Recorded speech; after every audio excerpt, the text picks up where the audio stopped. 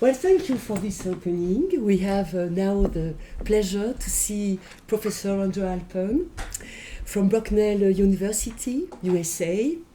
Thank you very much, Professor Halpern, to be here today. Professor Halpern studies cognition and neuroscience of non-verbal information, including auditory imagery, music perception, and emotion, including in older adults.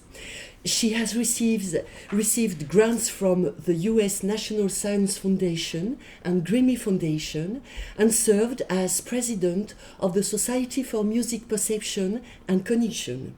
She has spent sabbaticals at McGill, Harvard, Queen Mary, Goldsmiths, and the Guildhall School from London. One current interest is individual differences in auditory imagery, including the relationship to bad singing. In her non-academic life, she's a good singer and enjoys participating in chorus of all types with a special interest for early music. Professor Halpern, in this talk, titled Auditory Imagery and Music Practice, you examine the role of auditory imagery in external musical behaviors such as singing and synchronizing to expressive music. You also discuss the role of auditory imagery in music pedagogy. We can listen to you now. Thank you very much.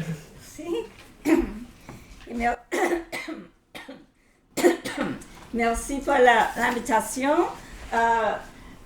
Je peux parler assez bien en français, mais je suis très jeune en français et plus intelligent en anglais.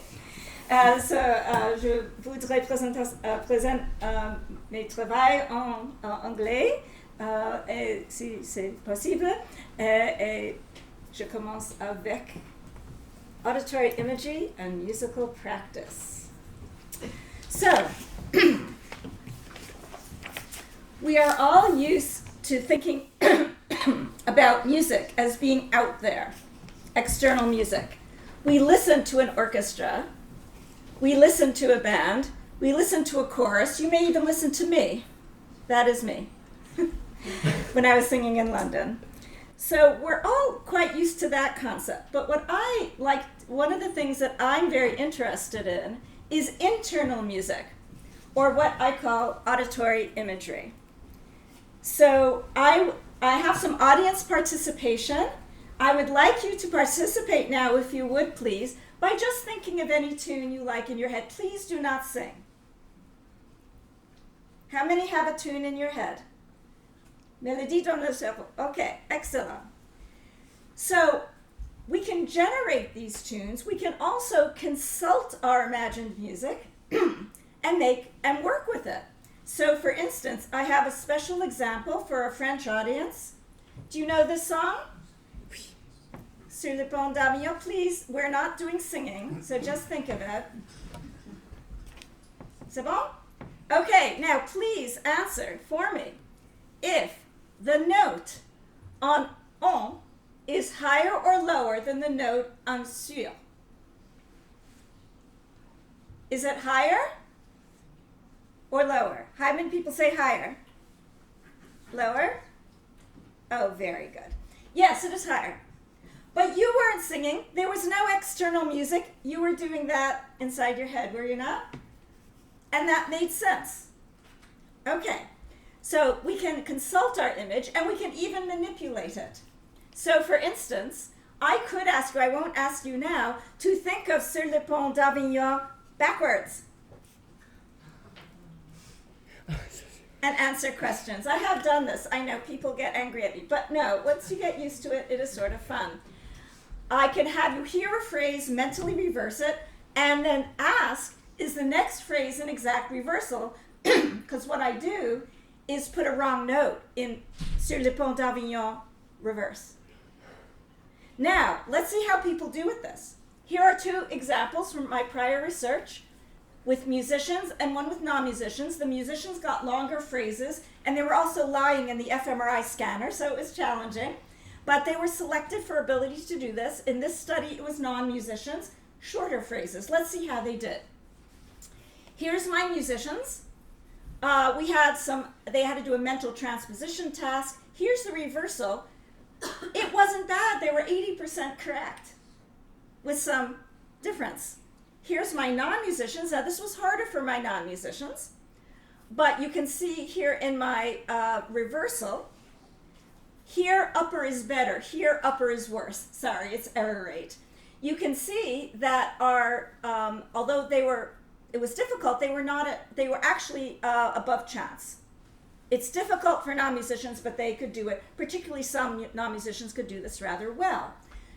At the very least, they knew what I was asking. They didn't look at me like I was crazy.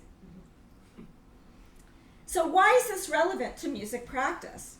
Well, I'd like to talk to you about 3 domains of music practice that I think auditory imagery is relevant to. Singing, including bad singing, we'll talk a little bit about that. Synchronizing to expressive music, and systems of music pedagogy, such as we would do with some children and also adults. So let's talk about singing first. I conducted some research with my colleague Peter Fordresher at the University of Buffalo in New York, and we have been engaged in studying pitch matching ability. So when I talk about bad singing, I don't mean beauty of voice. I mean simple ability. You hear a note and you have to sing it or recognize whether I played it correctly. Simple pitch matching. We've been interested in pitch matching as a mental program because it's quite interesting. You can't see anything, unlike playing the piano or the bagpipes or whatever it is that you play, or playing a sport or dancing. You can see your body. When you're singing, you cannot. It is entirely mental, which makes it quite interesting because what you have to do is you have to guide the motor planning of these very, very sensitive articulators here. And you have to guide it by what you think will come out when you do sing it. But you're not singing it yet.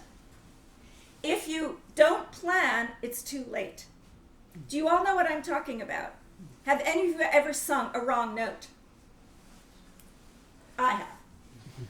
Even though I'm a good singer. Because I didn't plan well enough. So that model has to be entirely internalized. And my colleague and I have this very simple graphic to help explain that.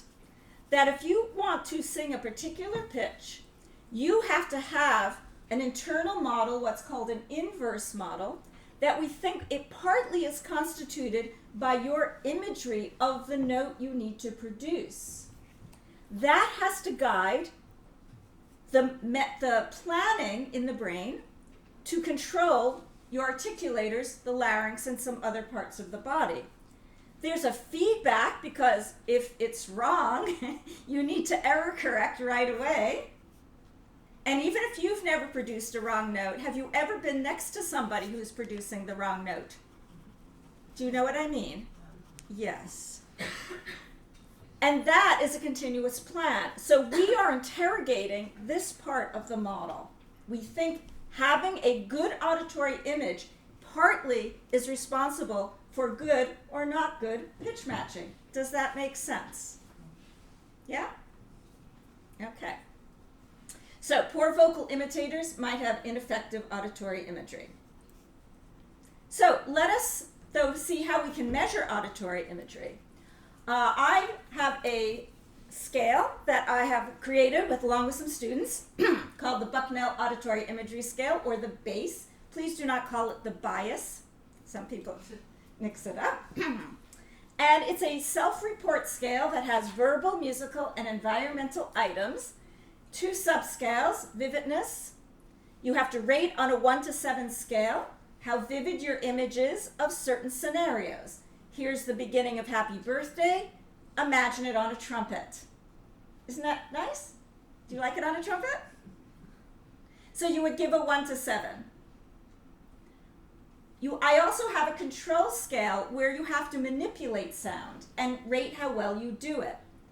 So from no to extremely easy to change, you're at the beach. Considering that it was snowing yesterday, that makes lovely, sounds very lovely. You're hearing the waves crashing against the rocks. Do you have it? Now you add a boat's horn out at sea, and you rate how easy it is to add that sound on a 1 to 7 scale. Does this make sense? And il y a une version en français et aussi d'autres langues. So you can demandez-moi. And Esther and I have worked on la révision de la base français. So here's one example that turns out this self-report, mere self-report, actually predicts imitation accuracy. So in this study, you had one pitch, you just had to sing it back. It's in your pitch range. You had to go a little bit above, a little bit below your comfort pitch. And we also gave you a pitch discrimination task because we're not so interested in people who can't imitate because they can't hear higher from lower. We're not so interested in those people. But they do exist, of course. The discrimination task took you from 13 cents to 100 cents difference, a semitone. We gave you the base. It was a very large sample of undergraduates, 138 young people. And it turns out that the singing error was predicted by the vividness scale. Not hugely, but significantly. So this is how many trials sung in tune. Lots of people did just fine. These are the people who are very, very poor at this. None correct, or very few. That's the imagery vividness, and that is a significant correlation. Interestingly enough, the control subscale did not predict, but that makes sense. I'm not asking you to change anything, just to generate and match. So this, to me, makes sense. I hope it makes sense to you. Next, yes? Makes sense? So, a nice correlation. What about that harder task when I ask you to change one sound into another? Well, here's a study that came out a couple of years ago, and we had two groups, average singers that we called accurate, just a subset, and then we had people who are very, very poor. These poor people are the ones that getting the zeros. We call them vocal production imitation deficit. So we looked at the correlation between, first we looked at their error rate, and you can see that the VPID people could not do that reversal. So the poor singers who report lower auditory imagery are not particularly good even at telling whether one sequence is the same as another sequence, and this is, again, error rate is high, this is chance level. They were nearly at chance in being able to do that when our better singers were much, much better. So no one was singing, at least in some of our tasks. They were just telling me whether it was a correct reversal, and they were very bad at it. So they were worse in all conditions, at or near chance and transformation. So the poor pitch matchers cannot manipulate sound very well. So that's an interesting story. What about pitch accuracy? Like we looked at the first time, this is a different sample. Here's your absolute note error. You're getting worse and worse in pitch matching. And look at that correlation with the vividness scale. Once again, a very strong correlation, even stronger than I saw before. And here is, because we're doing some transformations, I also expected the control subscale to predict, and it does. So this is your note error in the transformation trials, and it's being predicted by your self-reported ability to control sound in your head. So the story is quite nice. Second musical ability, synchronizing with expressive music. Now, some of you, I think, like classical music. How many of you like classical or jazz music? Okay, some people who don't like it find it a bit annoying because it keeps on speeding up and slowing down. What's with that? Unlike electronica, or pop music, that's always the same. Classical and jazz speed up and slow down. We call that expressive timing. I'm sure many of you are performers and you do expressive timing, correct? So with a study that I did with Peter Keller and a former master's student, we wondered whether non-musicians differ in their ability to tap along with expressive music and whether that would be partly predicted by the same auditory imagery ability. So what we did was we chose 3 timing profiles. How many of you played Frédéric Chopin on the piano? Do you speed up and slow down? Yes? Chopin is very good for speeding up and slowing down. We got recordings of 3 different pianists doing the same piece with different timing profiles. All you had to do was tap along on a keyboard and we recorded the accuracy of your presses. So I don't have I have to do the sound off my computer, but I invite you to try this now. Please tap along with this excerpt of Chopin. Are you ready? Okay, I'm not recording you, but I can see you. All right, well, we'll try it right off the computer.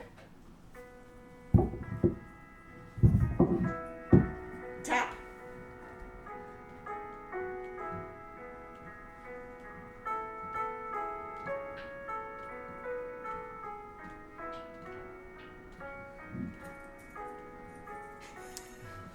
Fooled you. Do you understand what people were doing? We could record where the taps were. There were 3 different profiles. You got each one several times so we could examine your learning. These were non-musicians. So we had 4 trials of each, and we looked to see the accuracy of your tapping and how fast you became accurate. Now, hint, in order to be accurate, you have to be a little bit early. All you musicians know that. So we looked at asynchrony and also whether you were early or late, but I'm just showing you the asynchrony, how far off you were of the tap. And we looked at your working memory span, the bass, and some objective tasks as well. So the results look a little complicated, but I will just point out the main things. This is a regression analysis, so the higher numbers mean there was predictive value. And what I'd like to point out is that the vividness didn't do anything. But the control was massively important because, of course, you're changing. You have to predict inside your head when the next beat is coming. That is the control of sound. And also, your objective performance on a pitch and a temporal imagery task also was predicting. But interestingly enough, not your working memory span. It wasn't the people with the better working memories. It was the people who reported better control and who did better manipulation. So a very different task. And I think it's because tapping to expressive music is very dynamic, takes place in real time, and you have to control that sound in your head to know when that next beat is coming. And when we look separately at early versus late, if you were a little bit off, the better, the real action was happening with the people who were a little bit early.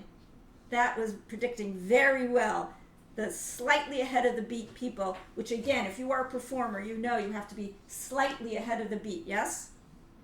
You probably know what I'm talking about, especially if you're in an orchestra and sitting in the back. I'm short, so in the choir I'm in the front, but the basses in my choir have to be particularly noticeable about that. What about, can we train this up? So if we talk about so going to another musical practice, is this something you're born with and immutable, or can we train it? So in a recent study funded by the British Arts and Humanities Research Council at the Guildhall School, we had a project called Getting Adult Non-Singers to Sing. And among the different strands was one that I did, was work with an app developer. And we had a mental pitch comparison task like that Sur le Pont d'Avignon. Only we can make it harder and harder because we can move the lyrics farther and farther apart in the song, so you have to maintain it for longer. So I could ask you about sur and danse, because it's farther apart, dans les danses, or ce, I suppose it would be. And so it progressed in difficulty. You took it home and you played with this mental pitch comparison task, 10 minutes a day for 12 days. These were people who were older than undergraduates. We had an age range from about 30 to 70 years old. We had a control task. I'm all about control tasks. in which you took home a fun logic game and played that on your iPad. The app was very smart. It yelled at you if you sang. It said, shut up. It said it more politely because we're in Britain. I say, you are singing. No, and so you couldn't sing. You had to do it all mentally. We had a small sample, so it was really only proof of concept. And what we can see here is that from pre to post, higher is better. Compared to the control task, the imagery people did get better pitch matching at the end of the 2-week period. It was a small effect. I am now investigating this with a large sample, and interestingly enough, that is funded by the Grammy Foundation. I have a Grammy, not that kind, but I don't think I need to wear a gown, but they are funding this, and we're doing 100 people, young people, and we're training imagery to see if it improves singing, and singing to see if it improves imagery. We have 2 different groups. So stay tuned, and at the next journée d'études, I'll come and report on that. So the final topic I want to mention is the connection to music teaching, music pedagogy. And here I am taking information from a chapter that came out in a book just published, and that I did with Katie Overy in the University of Edinburgh, who is in a music group there. And I credit many of the following ideas to her. She has an interest in music pedagogy. So are any of you in music education? Do you teach children or adults music? Okay, so you may be familiar with some of these systems. There are several popular teaching methods that even though they don't call it auditory imagery, that's what they're doing. Those of you who maybe teach music can think of that now. Maybe you were a student of music education and you can identify with that. Sometimes they call it something else. So Katie and I in our chapter, after we reviewed auditory imagery, she did some analysis of the very well-known Kodai method. I'm sure many of you are familiar with that. Yes, Kodai method? Yeah, so that distinguished gentleman over there. And one of the many things he did was talk about developing what he called inner hearing in children. That is auditory imagery by any other name. He didn't call it that. He also he had exercises where you had to think of a tune in your head but leave out certain words and then come back in your mental image. You can try it, it's sort of fun. That is, again, a kind of mental imagery. In more advanced students, he would actually have people imagine a counter melody as the simple melody was going on. Are some of you familiar with this exercise? Okay, with somebody strongly doing it. This is for more advanced students. But that, again, is a manipulation. We would predict that this might be responsive to the bass vividness, and this might be responsive to the bass control or associated. That would be interesting to try. If any of you teach the Kodai method, you can let me know. And here's something that's a new idea. He actually also had an emphasis on group learning of music. And one thing I haven't looked at yet, but maybe some of you can help me with ideas, is whether we could actually have group shared but private auditory imagery. Would be kind of interesting to have you all imagine Sur le Pont d'Avignon at the same time, and now you tell me when you get to a certain lyric whether we all did it at the same time. That would be kind of interesting. I have to figure out how to measure that. But interesting idea. A second music pedagogue that we have in the chapter is someone you may be possibly familiar with, Nellie Ben-Orr. She's a piano education theorist in London. Do any of you know who she is? I was not familiar with her. She is a teacher that specializes in piano instruction, especially for advanced students, and has promulgated a system that she calls techniques of mental representation, auditory imagery. And her idea is that before you put your fingers on the piano, you study the score. You imagine it before you do any physical practice. It's a bit of a radical idea, perhaps, but it seems to work for her and her students. And these are for somewhat more advanced students because she talks to them about integrating your knowledge of music theory and technique before you even put your fingers to the keyboard. She promulgates this as a way of having the more mental control of rehearsal and also reducing the physical injury that comes. If any of you are professional musicians, you know there's a risk of physical injury from over practice. Yes? It's not an uncommon problem. This she promotes might be useful. I think this would be interesting to look at not just in classical musicians, but jazz musicians who don't actually devote themselves to the score as much. It's more of an auditory experience. I think it would be interesting to see if this works with jazz musicians, jazz pianists in particular. I know that because in a study that just came out quite recently, we compared jazz to classical musicians, and jazz musicians had superior working memory for hear a note, interference, play it out on the piano. They were better than the classical, but not in any other condition. So, to summarize, I think auditory imagery, this looks funny, auditory imagery is real, but I think it is. It's measurable. And you can see that it varies among people. We had huge ranges of ability and self-report. So it varies among us. It correlates with fundamental musical skills. Causal relationships just beginning to emerge. The study from London, that was a causal study. I assigned you randomly to the two conditions. Everything else has been correlational. And I'm pursuing that idea to see if I can actually make a change in your auditory imagery and whether that makes a change in some of your musical practice. That would be very interesting, and it's very low cost. There is no actual thing. You just imagine. It costs nothing. How good is that? How often does somebody tell you that? And I think this auditory imagery is consistent with pedagogic practice, and we hope it's trainable. And I think I've picked a figure from history that I think would agree with me. The great, some of you may know that Albert Einstein was not only a genius in his field of physics, but was a very avid violinist. Some of you may know that. He apparently was an absolute devotee of Mozart. And in one of my classes, my students and I study his brain. There's the slides of his autopsy have been rediscovered. And we can actually look at Einstein's brain using the slides, at least, looking at modern techniques.